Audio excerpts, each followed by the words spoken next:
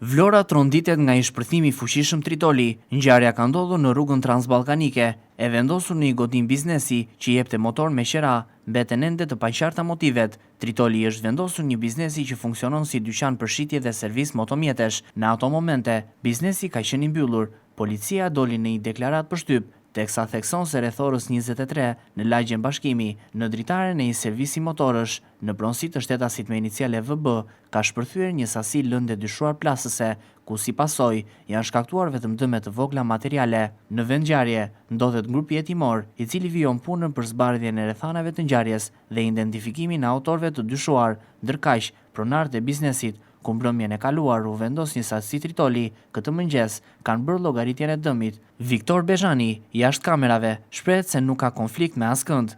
Ai thot se ka 30 vite që u shërben banorëve të Vlorës, që nga bicikleta deri tek motorët, dhe nuk ka pasur as edhe një konflikt. Nuk e di pse ma kanë bërë këtë dëm, thot ai, ndërkohë nga pamjet e dritares së dëmtuar, duket që sasia e lëndës plase ka qenë e madhe, po ashtu edhe në brendësi të dyqanit ka dëme të konsiderueshme. Policia ka marrë kamerat e sigurisë së biznesit, por autori, me sa duket e ka njohur mirë terrenin dhe zonën, pasi lëndën plase e ka vendosur në dritare pas godinës së dyqanit, ku nuk ka kamera sigurie. Policia vijon hetimin për ngjarjen.